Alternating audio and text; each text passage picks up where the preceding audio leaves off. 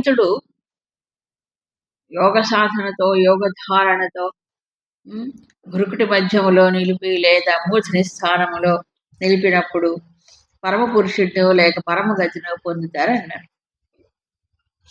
అని చెప్పేటప్పటికీ ఈ ప్రాణాన్ని తీసుకెళ్ళాలి, పైకి తీసుకెళ్ళాలి, అవునా? దృష్టిని ఇక్కడ లగ్నం చేయాలి, ఇక్కడెక్కడో లగ్నం చేయాలి. ఇవన్నీ వినేటప్పటికి చాలా కష్టం అనిపిస్తుంది. అందుకు భగవంతుడు ఏం చెప్పారంటే, ఒక సులభమైనటువంటి విధానం, అంటే సామాన్యులకు కూడా అభ్యాసం చేస్తే జరుగుతుంది. యోగులే అవ్వక్కర్లేదు, జ్ఞానులే అవ్వక్కర్లేదు, కాస్త భక్తి విశేషం ఉంటే చాలు. ఏమిటది? అనన్యచేతాః యః నిత్యశః మాం సతతం స్మరతి. ఇదొకటి మాత్రం ఉండాలి.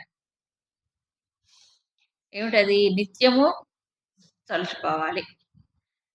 ఇది daily program. Okay, daily program అని అంటే ఆ డైలీలో కూడా ఎంతసేపు అనేది వస్తుంది వాళ్ళకి, అవునా? రోజు అన్నం తింటాం, ఎంతసేపు తింటాం? ఇంటర్వెల్స్ ఇచ్చి మళ్ళీ తింటాం. ఇది అలా కాదు. అందుకే సతతం అంటే ఏంటి? సర్వదా అని. ఓకే, తర్వాత ఇంకో కండిషన్ ఏంటి? అనన్యచేతాః. అనన్యచేతాః అంటే ఈ మనస్సు దృష్టి ఇంకొక విషయం వైపు వెళ్లకుండా అదే పట్టుకోవాలి. ఎవరిని అంటే భగవంతుడు. అమ్మో ఇదేం సులభం అండి బాబాయ్ అంటారు. ఇందాక చెప్పిన యోగ ధారణ కంటే సులభమే. స్మరణ అనే దానికి, స్మరణ అంటే మనస్సు చింతించడం, అంతే కదా, గుర్తు తెచ్చుకోవడం మాటికి. అది ఏది ఎక్కువగా తలిస్తే అది మనకేమవుతుంది? లోపల ఒక ముద్ర వేస్తుంది. డీప్ ట్రాక్స్ అంటారు చూడండి, మెమరీ ట్రాక్స్ అంటారు. ఆ ట్రాక్స్ లోపల పడిపోతాయి. అది పడిన తర్వాత మళ్ళీ అవే గుర్తొస్తాయి.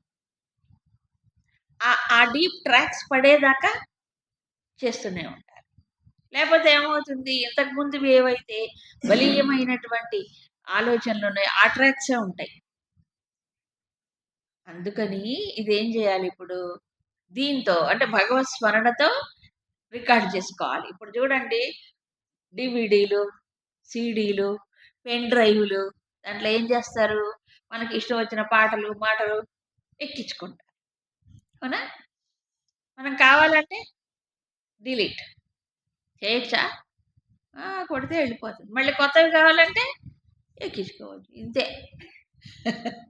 ఇంతకుముందు అజ్ఞానంలో తెలియక ఏవో ప్రపంచ విషయాలు ఎక్కించుకున్నాం దేంట్లో, ఈ బుర్రలో, అజ్ఞానంలో. ఇప్పుడు తెలిసిన తర్వాత ఏం చేయాలి?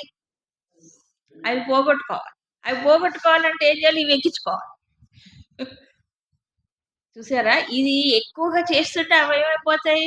అదృశ్యమైపోతూ ఉంటాయి. అది మనం చేయాల్సింది. గురుదేవులు చెప్పేవారు, రీ రికార్డింగ్ ప్రాసెస్ అంట. రీ రికార్డ్ కానీ ఇంతకుముందు పాతవి రికార్డ్ చేసాం, మళ్ళీ ఇప్పుడు కొత్తవి చేసుకోవాలి, కొత్తవి లోపల నిలుపుకోవాలి. అంతే. మనం ఏదైతే ఎక్కువ అభ్యాసం చేస్తే అదే మాటికి రిపీట్ అవుతుంది. ఆ రిపీట్ అయ్యేటువంటి ఇది దీంట్లో ఉంది. అందుకు నిత్యశః సర్వదా. ఇది ఇంతకుముందు చెప్పుకున్నాం. ఎంత ఫ్రీక్వెన్సీలో జరగాలంటే శ్వాస ఎంత జరుగుతుందో అంత. శ్వాస ఎప్పుడైనా ఆగిపోయిందా? లేదు. శ్వాస జరిగినట్లుగా జరగాలి. అందుకే కొంతమంది శ్వాసతో అనుసంధానం చేసి చేయమంటారు స్మరణ. శ్వాస జరుగుతుంది కదా, ఆ శ్వాసతో అనుసంధానం చేసి స్మరణ చేసామనుకోండి, దానికి లింక్ ఏర్పడుతుంది. దేనికి? శ్వాసకి, స్మరణకి. అప్పుడేమవుతుంది? శ్వాస జరిగినంతసేపు అది జరుగుతుంది. అలా పట్టించాలి దాన్ని. మనస్సు ఏమవుతుంది? పోతుంది వేరే విషయాల్లోకి. లోపల మాత్రం అది కంటిన్యూటీ అనేది ఉంటుంది. అలా చేస్తే అలాంటి వాడికి సులభుణ్ణి. కొంచెం పర్వాలేదులేండి. ఎందుకని? ఇందాక చెప్పిన యోగ ధారణ అవి కష్టం. అది సరే ఇంతకీ ఇప్పుడు వాళ్ళకి నేను సులభుణ్ణి నిత్యయుక్తస్య యోగిన ఇక్కడ కూడా చెప్పాడు. నిత్యయుక్తుడై ఉండాలి. యుక్తత్వం అంటే ఏంటి? ఇంద్రియాలు, మనస్సు తన అధీనంలో ఉండాలి. తను చెప్పినట్టు వినాలి. ఇప్పుడు భగవంతుడు మరొక విషయాన్ని చెప్తున్నాడు. ఈ పరమగతి అన్నాడు. పరమాం గతాః సంసిద్ధిని పొందుతారు. ఎవరు పొందుతారు? మహాత్ములైనటువంటి వాడు. ఇలా భగవంతుడిని అనన్య దృష్టితో లేకపోతే ఇందాక చెప్పిన యోగ సాధనతో పొందినటువంటి వాడు పునర్జన్మ ఆ, న ఆప్నువంతి. పునర్జన్మని పొందరు. ఎవరు? మాం ఉపేత్య. అది ఇక్కడ బెనిఫిట్. సో భగవంతుని పొందితే మాకేమిటి లాభం అంటే, భగవంతుడి నుంచి ఏదో పొందటం కాదు, పరమాత్మనే పొందినప్పుడు మళ్ళీ పునర్జన్మ లేదు. పునర్జన్మ లేకపోతే సమస్యలే లేవుగా. పుడితేగా సమస్యలు మొదలు, పుట్టకపోతే లేదు. సో ఎవరిని ఏది చేరుకుంటే ఇహ జన్మ ఉండదో అది పరిపూర్ణం. మళ్ళీ మళ్ళీ ఎందుకు పుడతాడు? ఈ సంస్కారాలు క్షయం చేసుకోవడం, కర్మ ఫలితాలు అనుభవించడానికి పుడతాడు. ఇక అక్కడికి వెళ్ళిన తర్వాత ఏం లేదు. అవునా? ఇంకో మాట కూడా చెప్పాడు. పునర్జన్మ అంటే ఏం? పుడితే ఏం స్వామి? ఎక్కడికి వచ్చి పుడుతున్నావు నువ్వు? దుఃఖాలయం అశాశ్వతం. అక్కడికి వచ్చి పడుతున్నావు. పుట్టడం అంటే ఎక్కడో కాదు, మళ్ళీ ఎక్కడికి? దుఃఖాలయంలోకి వస్తున్నావు. ఇప్పుడు హాస్పిటల్ నుంచి డిశ్చార్జ్ అయ్యాడండి అనుకోండి, అయిన వాడు ఏమవుతాడు? వెళ్ళిపోతాడు హాయిగా. అవునా? ఎవరైనా డాక్టర్ దగ్గరికి, ఏమయ్యా క్షేమంగా వెళ్ళి లాభంగా రా అంటాం మామూలుగా. అక్కడికి వెళ్ళినప్పుడు, హాస్పిటల్ నుంచి వెళ్ళేటప్పుడు మాత్రం మళ్ళీ తిరిగి రా అనకూడదు. అవునా కాదా? అట్లాగా పరమాత్మ వెళ్ళిన తర్వాత మళ్ళీ తిరిగి రాడు వాడు. అది తిరిగి రావటం అంటే ఉండదు. ఎందుకంటే ఈ ప్రపంచాన్ని భగవంతుడు అందుకే 2 చాలా ఎఫెక్టివ్ వర్డ్స్, దుఃఖాలయం, అశాశ్వతం అన్నాడు దీని పేర్లు. ఇది బాగా అర్థం చేసుకున్నప్పుడు దీంట్లోకి రాకూడదని నిర్ణయం జరుగుతుంది. ఏమిటిది? ఈ దుఃఖాలయమే, దీంట్లో సుఖం ఇంత మాత్రం లేదు. ఎలాగైతే వైద్యాలయం, హాస్పిటల్ ఏమంటారు?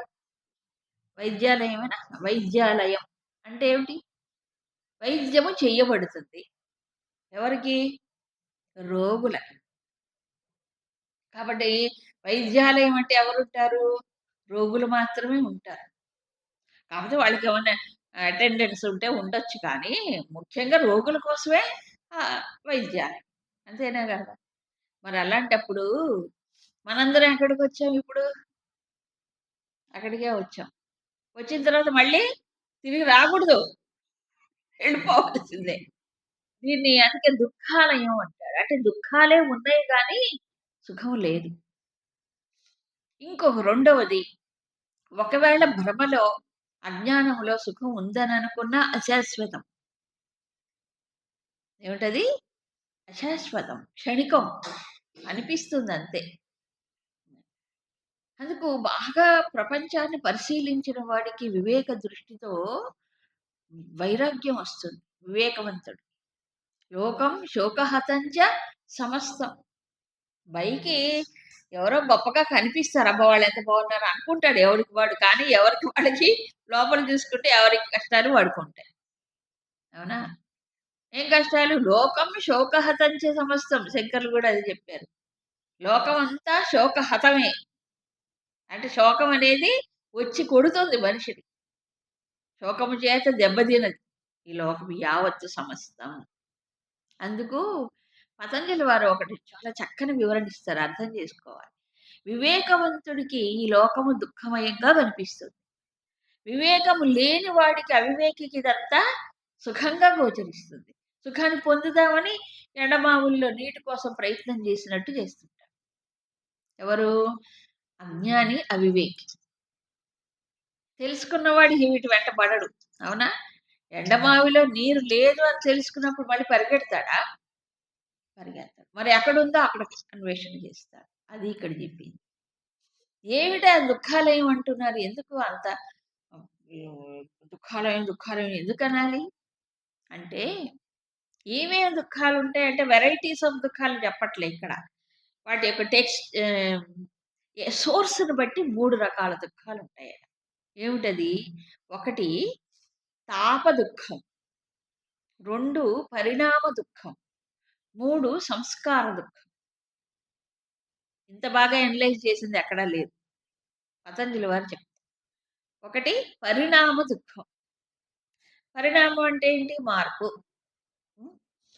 ప్రపంచంలో ఏ సుఖమైనా, ఏ పరిస్థితి అయినా ఎప్పుడూ ఓ రకంగా ఉంటుందే ఏదైనా.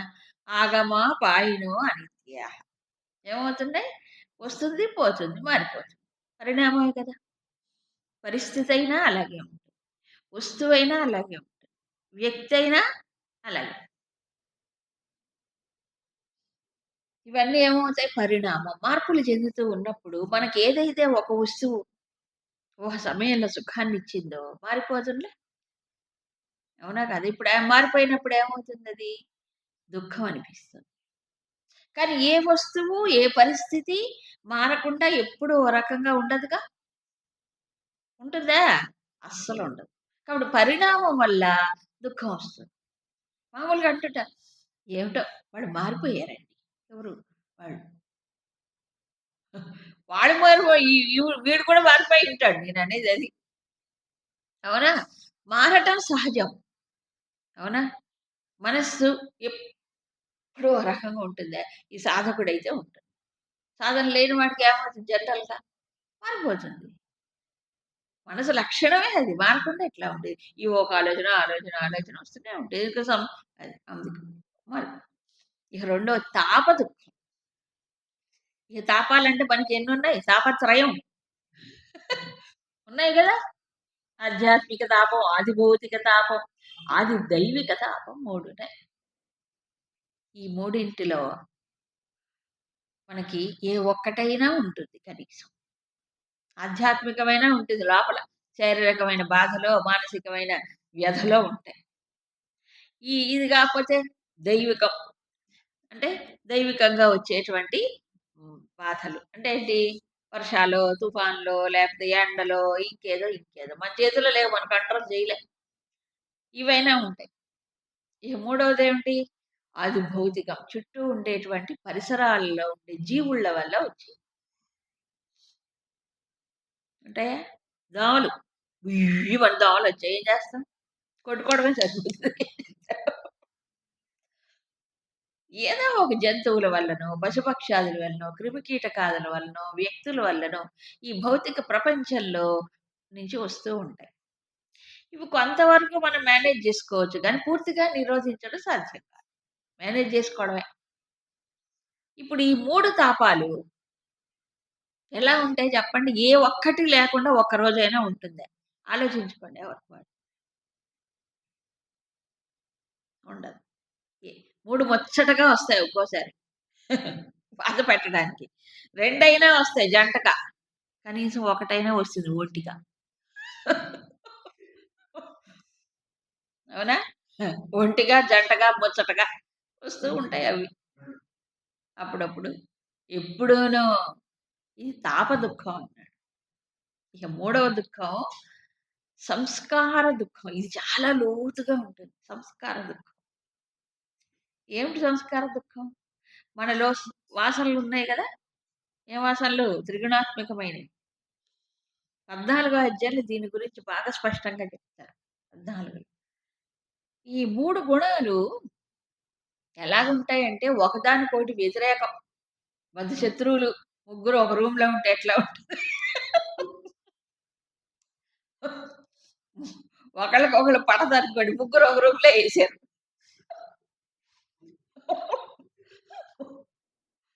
అలా అలాగే జీవుల్లో 3 గుణాలుంటాయి. ఈ 3 గుణాలు సత్వానికి తమస్సు వ్యతిరేకం. రజస్సు వ్యతిరేకం. రజస్సుకి సత్వం, తమస్సు వ్యతిరేకం. తమస్సుకి సత్వం, రజస్సు వ్యతిరేకం. వాటి స్వభావం అలాగుంటుంది. నా 14 అధ్యాయంలో చెప్తాడు. కాబట్టి ఒక గుణం మనం పెంచుకుంటుంటే మిగతా 2 ఏం చేస్తాయి? నువ్వు పైకి పోతావు. నువ్వు మాకంటే ఎక్కువగా ఉంటావా? కిందికి లాగుతాయి. పరస్పర విరోధం. అందుకే సాధన అంత తేలిక కాదు. అవునా? ఈ గుణాల్లో ఉన్నంత సేపు ఏదో ఒకటేమవుతుంది, ఇది పెరుగుతుంటే ఇంకా 2 ఇదవుతూ ఉంటాయి. అందుకని 3 గుణాలు ఒకదానికొకటి వ్యతిరేకం. దీంట్లో ఉన్నంత సేపు మనిషికి విశ్రాంతిలే, స్ట్రగులే. ఇంకెక్కడ సుఖం అండి? అసలు లోపల నుంచే వస్తుండే. అవునా? సంస్కారాలే దుఃఖం. అవునా కాదా? రెండవది తాపములు. ఈ 3 తాపాలు. ఇక ఇంకా ఉంటే పరిణామం, మార్పులు. ఇవి వేటిని నివారించగలం మనం? ఏమి చేయలేం. ఇది పరిస్థితి. కదా! కాబట్టి వివేకవంతుడికి ఇదంతా దుఃఖమయంగానే కనిపిస్తుంది. సుఖం లేశమాత్రము లేదు. మరి అదేదో కొంచెం వస్తుందిగా ఏం కాదు. ఊరికే నువ్వు ఊహించుకుంటున్నావు. భ్రమలో ఉన్నట్టుగా అనుకుంటున్నావు. అందుకే సుఖ ఆభాస అన్నాడు. ఆభాస అంటే లేనిది ఉన్నట్టుగా అక్కడ మనస్సు చూస్తోంది. చూస్తోంది. మనసు చూడడమే. నిజానికి దాంట్లో లేదు. ఇంకా ఎనాలిసిస్ బాగా చేస్తే ఇంకా స్పష్టంగా అర్థమవుతుంది. ప్రస్తుతం ఇంతవరకు చాలు. దుఃఖాలయం అశాశ్వతం. అశాశ్వతం గూడా. ఇది గూడా తెలుసు మనకి. మన కళ్ళ ముందే చూస్తున్నాం. అన్ని పరిస్థితులు నిత్యము మారిపోతూ ఉన్నాయి. అప్పుడు నిజానికి దీంట్లోంచి బయటపడటమే సుఖం. అవునా గదా! ఈ దుఃఖాలయం అయినప్పుడు, ఇది అశాశ్వతం అయినప్పుడు మరి నాకేం కావాలి? నాకేం గావాలి? సుఖం గావాలి. ఎవరైనా అదే కోరుకుంటారు. లక్ష్యం అదే. అయితే ఎలాంటి సుఖం కావాలి? శాశ్వతమైన సుఖం కావాలి. అదెప్పుడు పొందుతాడు? ఇక్కడుంటే పొందలేడు. దీన్ని దాటిపోవాల్సిందే. అందుకే మాం ఉపేత్య, నన్ను పొందినవాడు మళ్ళీ ఈ దుఃఖాలయంలో జన్మించడు. అదే పరమాంగతః, పరమసిద్ధిని పొందుతారు. ఎవరు? మహాత్ములు. నన్ను పొందినవారు ఇక మళ్ళీ తిరిగి రారు. ఇది పరమసిద్ధి. మిగతావన్నీ ఆ బ్రహ్మభువనాల్లోకాహ, ఆ బ్రహ్మలోకం వరకు పునరావర్తినః, అక్కడికెళ్ళినా మళ్ళీ తిరిగొస్తారు. ఇక్కడ 2 వెర్షన్స్ చెప్తారు కొంతమంది. ఏమిటంటే కొంతమంది ఆ బ్రహ్మ అన్నప్పుడు ఆ జన్మాంతం అంటే జన్మ మొదలుకొని ఈ జన్మను కూడా కలుపుకుంటారు. ఆ! ఇంకొంతమంది ఏం చెప్తారంటే బ్రహ్మలోకం వరకు ఉన్న లోకాలన్నీ పునరావర్తన మళ్ళొస్తాయి. బ్రహ్మలోకంలోకెళ్ళిన తర్వాత రాదని కొంతమంది దాన్ని బ్రహ్మలోకాన్ని తీసేసి లిస్ట్‌లో చెప్తారు. మరికొంతమంది ఆహా! బ్రహ్మలోకంతో సహా అని చెప్తారు. 2 రకాలు. సరే. ఏమైనా వాళ్ళ సిద్ధాంతాల ప్రకారం చెప్తారు. ఇప్పుడు ఇంతకీ బ్రహ్మలోకానికెళ్ళి తిరిగొస్తారా? అది మనకు అది పెద్ద డౌటు. అక్కడికెళ్ళకపోతే డౌట్ ఉంటుంది. బ్రహ్మలోకానికి వెళితే అక్కడ బ్రహ్మలోకానికి తగినట్టుగా ఉన్నప్పుడు క్రమముక్తి పొందుతాడు. అంటే అక్కడికెళ్తే ముక్తి రాదు. మరేమవుతాడు? అక్కడ ఉండి బ్రహ్మదేవుడి టైమ్ పీరియడ్ అయిపోతుంది కదా! ఆయనకి పదవీ విరమణ చేసేస్తాడు. పదవీ విరమణ కాదు, వెళ్ళిపోతాడు ఆయన కూడా. బ్రహ్మ ప్రళయం అంటారు. ఈ బ్రహ్మదేవుడు కూడా లీనమైపోతాడు అవ్యక్తం. అప్పుడు వీళ్ళకి ముక్తి. క్రమముక్తి అంటారు. సరే. మరి అప్పటిదాకా అక్కడ ఉంటాడా? అది కూడా గ్యారంటీ లేదు. ఒక్కొక్కసారి.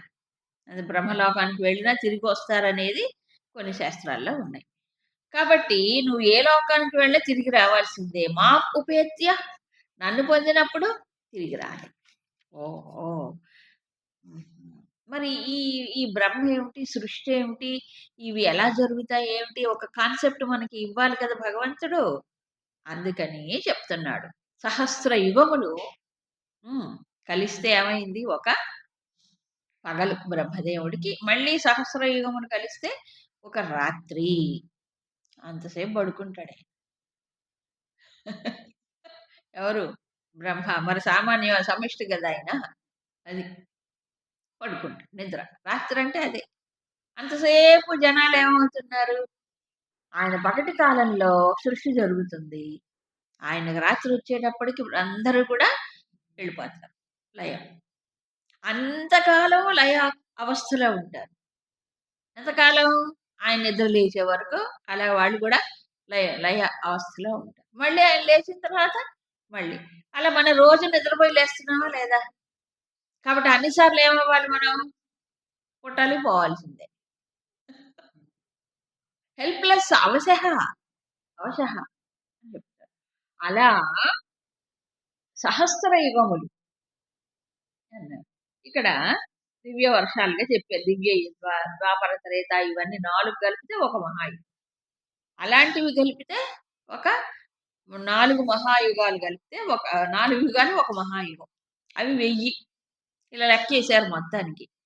లెక్కేస్తే బ్రహ్మదేవుడి పగలే 1,20,00,000 దివ్య సంవత్సరాలు. పగలే. మళ్ళీ ఇంకో రాత్రి 1,20,00,000 అంటే 2,40,00,000 దివ్య వర్షాలు. అలాంటివి 100 × 360. ఈ లెక్క మనం పెట్టలేము. అంత సంఖ్య మనకు తెలీదు కూడా. Trillions of trillions of trillions. ఇంకేమనాలో. అంత. కాబట్టి అన్ని సంవత్సరాలు ఏమవ్వాలి ఇప్పుడు? బ్రహ్మలోకంలో అయినా ఉండాలి. లేకపోతే అంతే బ్రహ్మలోకంలో ఉంటే ఆ క్రమముక్తి పొందాలి. లేదా ఈ బ్రహ్మ కళ్ళు తెరిచినప్పుడల్లా పుట్టాలి. బ్రహ్మ కళ్ళు మూసినప్పుడల్లా చావాలి. అవ్యక్తంలోకి వెళ్ళిపోవాలి. ఇలా ఎన్ని జన్మలో. ఒకవేళ బ్రహ్మగారు ప్రళయం అయ్యేలోపు క్రమముక్తి పొందకపోతే మళ్ళీ ఇంకో బ్రహ్మ వచ్చినప్పుడు మళ్ళీ పుట్టాలి. అంతేగా. సాధన చేయని వాడు ఏమవుతున్నాడు? మళ్ళీ అవ్యక్తంలోకి వెళ్ళిపోయి ఏమవుతాడు? ఇంకో బ్రహ్మగారి సృష్టి ప్రారంభం మళ్ళీ అప్పుడొస్తాడు తిరిగి. అందుకని అబ్బో! ఇదంతా అవునా? కాబట్టి తప్పనిసరిగా ఇది ఈ చక్రంలో నలిగిపోతాడు. సృష్టి, స్థితి, లయములు. అందుకని ఏం చేయాలి? మరి ఉపాయం ఏంటి స్వామి? చెప్తా. అని వ్యక్తం, అవ్యక్తం 2 చెప్పారు. సృష్టింపబడటం అంటే ఏంటి? అవ్యక్తంలో ఉండే జీవుళ్ళు వ్యక్తమైతే సృష్టి ద్వారా దాన్ని జన్మ అంటాం. పుడుతున్నారు. తర్వాత ఏమైపోతున్నారు? మళ్ళీ వ్యక్తమైనటువంటి జీవులు అవ్యక్తంలో వెళ్ళిపోతే లయం అంటున్నాం. అవునా? లయం అంటున్నాం. ఈ వ్యక్తం, అవ్యక్తం ఇవి ఎప్పుడు కంటిన్యూస్‌గా ఒకదాని తర్వాత ఒకటి జరుగుతూనే ఉంటాయి. అవ్యక్తంలోకి వెళ్ళినప్పుడు వ్యక్తం అవుతూనే ఉంటారు. వ్యక్తమైన వాళ్ళు అవ్యక్తంలోకి వెళ్ళిపోతుంటారు. ఇలా 2 ఉంటే ఈ అవ్యక్తానికి ఆవల ఇంకో అవ్యక్తాన్ని చెప్పారు. అది సనాతనమైనటువంటిది. సనాతనం అంటే ఏంటి? సదా సర్వదా ఉండేది. ఎప్పుడూనూ ఉండేది. మారకుండా ఉండేది. ఎలాంటిది అంటే భూతేషు నశ్యత్సు. ఈ ప్రాణులందరూ నశించిపోతూ ఉంటారు గాని ఆ సనాతనమైన అవ్యక్తం మాత్రం నశించదు. సో వ్యక్త అవ్యక్తాలకి ఆధారం. ఇప్పుడు మనం మన ఇండివిడ్యువల్ లైఫ్‌లో చూసుకున్నప్పుడు మనం మేల్కుంటున్నాం, వ్యక్తం అవుతున్నాం. గాఢ నిద్రపోయినప్పుడు అవ్యక్తంలోకి వెళ్ళిపోతాం. రోజు జరుగుతుందా లేదా? బ్రహ్మగారు చెప్పినట్టు మనకిక్కడ రోజు జరగట్లా? వ్యక్తం, అవ్యక్తం, వ్యక్తం, అవ్యక్తం. ఏ ఆధారంగా జరుగుతున్నాయి? ఉందా ఆధారం? ఈ 2 కదలికలు. వ్యక్తం ఒక కదలిక, అవ్యక్తం ఒక కదలిక. అంతే కదా! అవ్యక్తం మనకు తెలీదు. వ్యక్తం మాత్రం తెలుసు. ఈ 2 ఎవరి ఆధారంగా జరుగుతున్నాయి? అందుకే అది సనాతనమైన అవ్యక్తం. అది అవ్యక్తమే. ఇది అవ్యక్తమే. రెండిటికి తేడా ఏంటి? ఇది మారుతుంది. అది మాత్రం మారదు. దీన్ని వాసనామయం అన్నారు. వ్యక్ వ్యష్టి స్థాయిలో ఇదొక అవ్యక్తం. కారణ శరీరం అవ్యక్తం. అంతేగా? కారణ శరీరంలో ఏముందో మనకు తెలీదుగా. కానీ తెలియకుండా మనం నిద్రలో కారణ శరీరానికి వెళ్ళిపోతున్నాం. అది అవ్యక్తం. మళ్ళీ మేల్కొంటున్నాం వ్యక్తం. మరి ఆయనెవరు? పరమాత్మ. ఈ వ్యక్తావ్యక్తాలకి అతీతమై ఆధారభూతమై ఉన్నాడు. ఈ అవ్యక్తము అని చూపిస్తున్నాడు. గాఢ నిద్రలో ఏమవుతుంది? ఏమి తెలీదు. దానికి ఆధారం. వ్యక్తమైన ఈ లోకానికి ఆధారం. ఇలా సమిష్టి చూసినప్పుడు ఇదే. అవునా? కాబట్టి ఏమవుతున్నాడు? అక్కడ వ్యక్తమై పుడుతున్నాడు ఈ లోకంలో. తర్వాత మళ్ళీ అవ్యక్తంలోకి వెళ్ళిపోతున్నాడు. వెళ్ళిపోతున్నాడా? అలా ఎన్నిసార్లు పుడుతున్నాడో ఎన్నిసార్లు వెళ్ళిపోతున్నాడు. మరణించినప్పుడు అవ్యక్తం, పుట్టినప్పుడు వ్యక్తం. కొన్ని కోట్ల సార్లు పుడుతూ పోతూ ఉంటాడు. కానీ ఆయన మాత్రం వీటికి రెండిటికి అతీతమై ఆధారమే ఉన్నవాడు. ఉన్నాడు. ఆయన మాత్రం ఎప్పుడూ ఉన్నాడు ఆధారంగా. జీవుళ్ళు పోతున్నారు, కానీ ఆయన మాత్రం నశించడు. ఎప్పటిదాకా? మనలో సంస్కారములు, వాసనలు ఉన్నంత వరకు ఇది తప్పదు. ఏది? ఈ రాక పోక, జనన మరణాలు తప్పవు. అందుకే కర్మయోగంలో, కర్మ సన్యాస యోగంలో చెప్పింది ఏమిటి? ఈ వాసనలతోనే కదా, అజ్ఞానం కదా. వాసనలు అంటే ఏం లేదు, అజ్ఞానం యొక్క ఆవరణ అవంతా. ఆ ఆవరణ ఏమవుతుంది? విక్షేపాన్ని కలిగిస్తుంది, మళ్ళీ పుట్టడానికి కారణం అవుతుంది. కాబట్టి ఈ అవ్యక్తాన్ని దాటినప్పుడే, ఏ అవ్యక్తం? నిద్రలో పోయినప్పుడు బాగానే ఉంటుంది, మళ్ళీ మేలుకుంటున్నాం కదా, అలాగే నిద్రపోరు కదా. కాబట్టి ఏం చేయాలి? ఈ అవ్యక్తానికి ఆవల ఉన్న సనాతనమైన అవ్యక్తం పరమాత్మ. అక్కడికి వెళ్తే ఇక పుట్టడం అంటూ ఉండదు. అది ఇక్కడ సూచించినటువంటి విషయం. అందుకని అవ్యక్త అక్షర ఇది ఉక్త. ఆ అవ్యక్తాన్ని ఏమన్నారు? అక్షరం అన్నారు. ఈ అవ్యక్తాన్ని ఇది మారిపోతుంది కదా, ఇది మారిపోతుంది కదా. ఇది క్షరం, అదే అక్షరం. సో రెండు అవ్యక్తాలు ఉన్నాయి ఇక్కడ. అందుకని ఇంతకుముందు కూడా దాన్నే పరమాం గతి, ఏది? ఈ వ్యక్తావ్యక్తాలకు ఆధారమైనటువంటి దాన్ని పరమాం గతి, అన్నిటికంటే ఉత్తమోత్తమైన గతి అది. కాబట్టి ఎవరైతే ఆ సనాతనమైనటువంటి అక్షరమైన తత్వాన్ని తలుచుకుంటూ వదులుతారో వాళ్ళు తిరిగి రారు. అందుకే ఓం ఇది ఏకాక్షరం బ్రహ్మ వ్యాహరన్మా మనుస్మరన్ ప్రయాతి త్యజన్ దేహం పరమాం గతిం సయాతి. అందుకని ఎం ప్రాప్య ననివర్తంతే, ఏది పొందిన తర్వాత తిరిగి రారో తత్ ధామ పరమం మమ. ఇక్కడ ధామం అనే పదం వాడారు. ధామం అనేటప్పటికి మళ్ళీ ఒక లోకం అనుకుంటారు. పరంధామం పరంధామం అంటుంటారు. పరంధామయ్య పేర్లు పెట్టుకుంటారు మన వాళ్ళు. పరమం ధామం అంటే మళ్ళీ ఒక లొకేషను, ఒక లోకస్ కాదు, ఒక లోకం కాదని, ఓ స్థితి. అదే మోక్ష స్థితి. దాన్ని ఏమన్నారు? పరమాం గతిం అన్నారు, పరం ధామం అన్నారు, పరం అన్నారు, అక్షరం అన్నారు, అవ్యక్తం అన్నారు. అది. సో ఇప్పుడు లక్ష్యం ఏమిటి? దాన్ని పొందాలి. ఎలాగా? ఇందాకేం చెప్పారు? అనన్యమైన చేతస్సుతో నన్ను తలుచుకునే వాడికి నేను సులభం అని చెప్పాడా లేదా? ఇప్పుడు చూడండి. పురుషస్స పరః పార్థ భక్త్యా లభ్యస్త్వనన్యయా యస్యాంతస్థాని భూతాని ఏన సర్వమిదం తతం.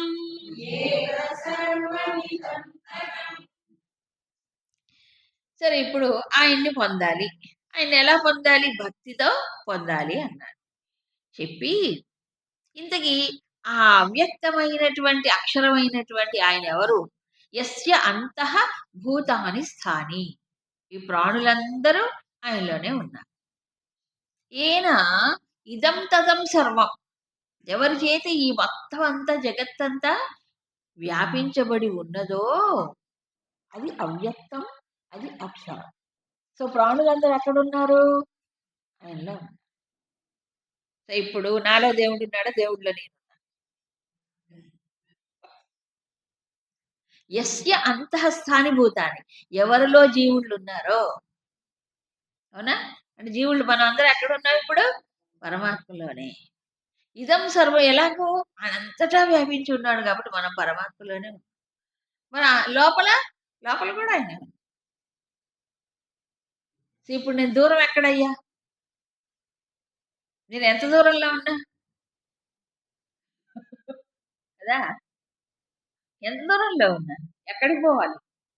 ఉన్న చోటే. అందుకే ఏమన్నాడంటే భక్తితో, ఈ యొక్క జ్ఞాన దృష్టితో కదా, నేను ఆయనలోనే ఉన్నాను, నాలో ఆయన ఉన్నాడు, అసలు నేను వేరుగా ఎప్పుడు లేదు.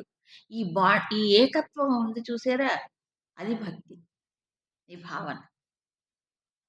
దానితో ఏమవుతుంది? సులభంగా ఆయనని పొందవచ్చు. ఇంత చెప్పినా నేను సులభుణ్ణి సులభుణ్ణి భక్తితో నన్ను సులభంగా పొందొచ్చు, అనన్యమైన దృష్టితో నన్ను స్మరించాలి. ఈయన ఎంత చెప్పినా సాధ్యం కాదు. మరి అందుకని మళ్ళీ కొన్ని విషయాలు చెప్పాడు భగవంతుడు. ఏమిటంటే మానవుడు మరణించిన తరువాత ఎక్కడికి పోతాడు? పరబ్రహ్మ పరమాత్మ సనాతనం అవ్యక్తం అక్షరం కొంచెం పట్టదు. కాబట్టి మరణించిన తర్వాత ఎక్కడికి పోయే అవకాశం ఉంది? అన్నీ తిరిగి వస్తాయి, కరెక్టే. ఏది ఆ బ్రహ్మ భువనాల్లోక అన్ని తిరిగి వచ్చేవన్నారు కదా, అవేంటో కాస్త వివరించరాదు. తిరిగి వచ్చేది ఎలాగుంటాయి? దాంట్లో కూడా తేడాలు ఉన్నాయి. మళ్ళీ ఎలా తిరిగి వస్తారు చూడండి. యత్ర కాలే త్వనావృత్తిం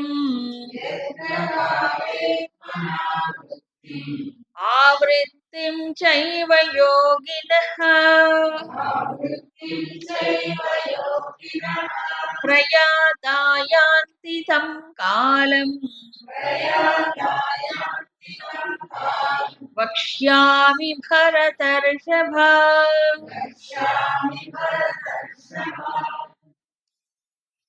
యత్ర కాలే, ఇక్కడ కాలే అన్నప్పుడు సమయము కాదు, సమయము కాదు, మరేమిటి? మార్గం, పాత్ర, మార్గం అని.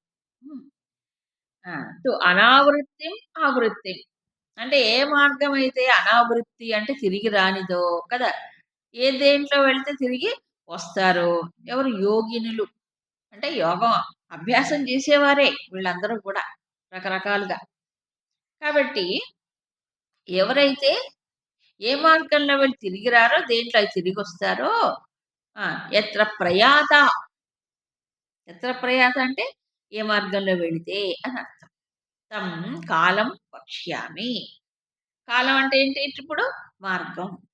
కాలే అంటే మార్గం. ఆ మార్గంలో కాలే అని ఎందుకన్నారు? కృష్ణుడు వాడాడు కాలే అనే పదాన్ని వాడాడు.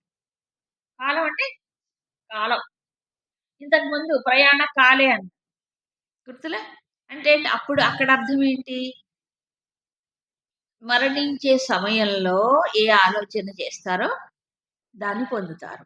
నన్ను స్మరించిన వాడు నన్నే పొందుతాడు, అది కాలం. ఇప్పుడు ఎత్ర కాలే, ఇక్కడ అంటే ఏంటి? ఎత్ర అన్నాడు మళ్ళీ. ఎత్ర అంటే ఎక్కడో, ఎక్కడైతే అన్నాడు. అప్పుడు కాలే అన్నప్పుడు ఇక్కడ సమయం కాదు, మరి ఏమవుతుంది? మార్గం. సో ఏ మార్గంలో వెళ్తే తిరిగి వస్తారు, ఏ మార్గంలో వెళ్తే తిరిగి రారు, దాని గురించి చెప్తున్నా. మరి ఇందాక చెప్పింది ఏమిటి? అదే ఆ బ్రహ్మ భువనాల్లో ఒక తిరిగి వస్తారని చెప్పాడు కదా, బ్రహ్మలోక పర్యంతం తిరిగి వస్తారుగా. ఈ తిరిగి రావడాల్లో మళ్ళీ తేడా ఉందంట. అన్ని ఆప్షన్స్ ఇచ్చారు మనకి, అన్ని ఆప్షన్స్ ఇచ్చి నువ్వు సెలెక్ట్ చేసుకో ఏం కావాలో నీకు. అవునా? ఎందుకంటే ఫైనల్గా భగవంతుడి యొక్క లక్ష్యం ఏంటంటే ఇవన్నీ మనకి శాశ్వతమైనటువంటి సుఖాన్ని ఆనందాన్ని ప్రాప్తింప చెయ్యవు. మనం ఏది చేసినా, ఏ కర్మ చేసినా, ఏది చేసినా అన్నీ ఏంటి ఏంటంటే ఏం సర్వీస్ అంటారు? వస్తూ పోతూ ఉండే బస్సుల్ని షటిల్ సర్వీసు. ఇదంతా షటిల్ సర్వీసే, అంతే తప్ప ఎక్కడ పూర్తిగా విశ్రాంతి లేదు అని చెప్పడానికే ఇంత విశ్లేషణ చేస్తాం. సరే, 2 మార్గాలు ఉన్నాయి నాయన, చెప్తాను. అగ్నిర్జ్యోతిరః శుక్లః షణ్మాసా ఉత్తరాయణం తత్ర ప్రయాతా గచ్చంతి బ్రహ్మ బ్రహ్మవిదో జనాః ధూమో రాత్రిస్తథా కృష్ణః షణ్మాసా దక్షిణాయనం తత్ర చాంద్రమసం జ్యోతిః యోగి ప్రాప్య నివర్తతే.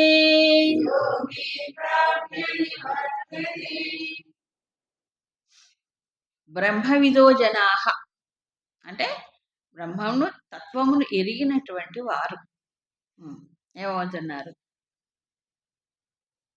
బ్రహ్మ గచ్చంతి. బ్రహ్మ గచ్చంతి. ఎక్కడికి వెళ్తున్నారు? బ్రహ్మలోకానికి వెళ్తారు. ఏ మార్గము ద్వారా? ఉత్తరాయణము ద్వారా వెళ్తారు. ఇదేం మార్గం? పునరావృత్తి రహితం. క్రమముక్తి అని చెప్పుకున్నాను చూడండి ఇందాక. మోక్షం కాదు, కైవల్యముక్తి కాదు. బ్రహ్మలోకానికి వెళ్ళి ఏం చేస్తారు? అక్కడ ఉంటారు, క్రమంగా ముక్తి పొందుతారు. ఆ బ్రహ్మదేవుడు ఇదైనప్పుడు వాళ్ళు ముక్తి పొందుతారు. ఇక్కడికి రారు. ఎక్కడికి? ఈ లోకానికి రారు. అది ఏ మార్గం గుండా వెళితే చెప్తున్నాడు. దీన్ని అగ్ని, ఈ మార్గంలో ఏమేమి ఉంటాయో చెప్తాను. అగ్ని తెలుసు, జ్యోతి వెలుగు, అహహ పగలు, శుక్ల శుక్లపక్షం, షణ్మాస ఉత్తరాయణం 6 నెలల ఉత్తరాయణం. ఈ మార్గం గుండా వెళ్ళిన వాడు ఏమవుతున్నారు? ఇక్కడికి రారు, బ్రహ్మలోకానికి వెళ్తారు. దీన్ని దివ్యయానం అంటారు. దివ్యయానం, దేవయానం అంటారు. అర్చిరాది మార్గము అని కూడా అంటారు. అర్చిహి అంటే అగ్నికి అర్చిలో ఫ్లేమ్స్ ఉంటాయి కదా, అర్చిహి అగ్నితో మొదలైంది కదా ఈ మార్గం. కాబట్టి దీన్ని అర్చిరాది మార్గం అని కూడా చెప్తారు. ఇది ఏంటంటే దీన్ని తర్వాత శ్లోకంలో శుక్ల మార్గము అని కూడా అంటారు. శుక్లం అంటే తెలుసుగా, శుక్లపక్షం. ఇక్కడ కూడా శుక్లం అన్నారు, అంటే వెలుగు. ఇక్కడ చెప్పినవన్నీ వెలుగుతో కూడుకున్నవి. అగ్ని వెలుగే, జ్యోతి వెలుగే, పగలు వెలుగే, శుక్లపక్షం వెలుగు, ఉత్తరాయణం వెలుగు. ఉత్తరాయణంలో వెలుగు ఎక్కువ ఉంటుంది కదా. సూర్యుడు ఉత్తరాయణంలో ప్రవేశించినప్పుడు ఏమవుతుంది? మనకి ఎండ ఎక్కువ అవుతూ ఉంటుంది, పగటి కాలము ఎక్కువ ఉంటుంది. ఇదంతా కూడా వెలుగుతో కూడుకున్న మార్గం. దీన్ని ఏమంటారు? దివ్యయానం అంటారు. అయితే ఇది కూడా ఉపాసన వల్లే జరుగుతుంది. ఉపాసన, ఇందులో కైవల్యం అనేటువంటిది ప్రాప్తించదు. కైవల్యం అంటే ఏంటి? బ్రతికి ఉండగానే ముక్తి, ఎక్కడి పోడిగా పరమాత్మలో లీనమైపోతారు. అందుకే మాటి మాటికి చెప్పాడు, నన్ను పొందిన వారు తిరిగి రారు. నన్ను ఎప్పుడు పొందాలి? చివరిదాకా తన్నే స్మరించుకున్నప్పుడు పరమాత్మని, ఇప్పుడు పరమాత్మలో లీనం అవుతాడు. అలా కాకపోతే ఏమవుతాడు? ఉపాసన చేసినప్పుడు, ఉపాసన అంటే ఏంటి? సాధనలు ఉన్నాయి వీటిల్లో, యజ్ఞాలు, ఇవన్నీ దివ్యమైనటువంటి మార్గం. అయితే ఒకటి వీటిల్లో కూడా, యజ్ఞయాగాదుల్లో కూడా ఉపాసనగా చేసేవాళ్ళు వేరు, లేకపోతే ఏమిటంటే లోకక్షేమం కోసము, లేకపోతే తాము ఏదో పొందాలని చేసేవాళ్ళు వేరు. రకరకాలుగా ఉంటాయి. సో ఇక్కడ ఏంటంటే బ్రహ్మలోకానికి వెళ్తారు. ఉపాసనలో కూడా మనకి ముండకోపనిషత్తు వాటిల్లో వస్తుంది. వాళ్ళు కూడా మిగతా లోకాలను పరిశీలించినటువంటి వారై, అంటే ఈ వచ్చిపోయే చిన్న చిన్న ఉన్నాయి కదా, వాటికి స్వర్గలోకం కానీ ఇవి కానీ ఇవి కానీ, ఆ స్వర్గాది కోరిక, స్వర్గం పొందాలని కోరిక ఉంటుంది వీళ్ళకి. మళ్ళీ ఇక్కడ లౌకికమైన సుఖాలు పొందాలని కోరికలు కూడా ఉండవు. ఎందుకంటే అలా ఉంటే మళ్ళీ తిరిగి ఇక్కడికే వస్తాడు. ఈ లోకానికి సంబంధించి ఉన్నప్పుడు ఏమవుతున్నాడు? తిరిగి ఇక్కడికే వస్తాడు. అవేమో ఉండవు. శాస్త్రాల్లో చెప్పినట్టుగా ఆ దేవతలకు తృప్తి కలిగించేటట్లుగా చేస్తాడు. ఏం చేస్తాడు? ఉపాసన చేసుకుంటాడు. ఉపాసనలో ఎన్నో ఉన్నాయి మనకి శాస్త్రాల్లో. ఉపనిషత్తుల్లో కూడా ఉపాసన మార్గములు, ఉపనిషత్తుల్లో కూడా చెప్పాడు. కాబట్టి ఇదంతా ఉత్తర అయనం. ఉత్తరాయణం అంటే ఏంటి? మళ్ళీ ఈ ప్రపంచంలోకి తిరిగి రాడు. ఈ ప్రపంచంలో కంటే ఏంటి? మళ్ళీ ఈ భూలోకంలోకి రాడు. అందుకని ఉత్తర అంటే తరించిపోయేటువంటి మార్గం. అంటే ఈ లోకాన్ని ధరించిపోతాడు, ఇంకెక్కడో ఉంటాడు. ఎక్కడుంటాడు? ఆ బ్రహ్మలోకంలో ఉంటాడు, క్రమముక్తి పొంది. అదైనా అంత తేలిక కాదు. అది కూడా అంత తేలిక కాదు. దీని గురించి ముండకోపనిషత్తులో చెప్తాడు. వీళ్ళు చేసినటువంటి ఈ ఉపాసనల మూలంగా ఈ లోకాల మీద వాళ్ళకి ఆసక్తి లేదు. కానీ చక్కగా ఉపాసన చేస్తారు. చేసినప్పుడట వీళ్ళకి తీసుకెళ్ళడానికి దివ్యమైనటువంటి విమానం వస్తుందట. వస్తే దాన్ని వర్ణించి చెప్తాడు. ఏహి ఏహి రండి రండి అని చాలా గౌరవంగా తాను ఏదైతే చేశాడో ఉపాసన, ఆ వెలుగులు అన్నీ కూడా ఆయన్ని చాలా మర్యాదగా గౌరవపూర్వకంగా రెడ్ కార్పెట్ ట్రీట్మెంట్ అంటాం చూడండి, ఆ ప్రకారంగా తీసుకెళ్తాయట. ఎక్కడికి? ఆ లోకాలకు. ఆ బ్రహ్మలోకంలో ఏముంటుంది? అంతా వెలుగే. బ్రహ్మలోకంలో అంతా ఎవరుంటారు? బ్రహ్మలోకానికి వెళ్ళేవాళ్ళు సాధారణంగా మంచి జ్ఞానం ఉన్నవాళ్లే ఉంటారు. అజ్ఞానులు ఎవరు బోరు. కాకపోతే వాళ్ళు పరబ్రహ్మములో ఐక్యమయ్యేటువంటి ఈ ఏమిటంటారు? జీవబ్రహ్మైక్య సాధన చేయరు వాళ్ళు. జ్ఞానం ఉన్నా పరమాత్మలో లీనమయ్యాలన్నటువంటి ఏకత్వ సాధన చెయ్యరు. అక్కడ అనన్యమైనటువంటి దృష్టి ఉండదు. వాళ్ళకి పుణ్యం అయితే వస్తుంది, చాలా పుణ్యం వస్తుంది.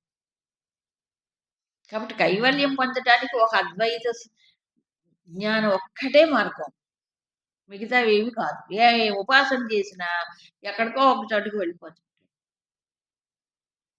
కాబట్టి ఏ జ్ఞానం వల్ల మానవుడు కైవల్య ముక్తిని పొందుతాడంటే ఏమిటి? పరమాత్మ కంటే భిన్నం ఏమీ లేనప్పుడు, అంతర్యామిగా సర్వాంతర్యామిగా సర్వవ్యాపకుడు ఆయన ఉన్నప్పుడు నేను వేరుగా ఎక్కడున్నాను కదా.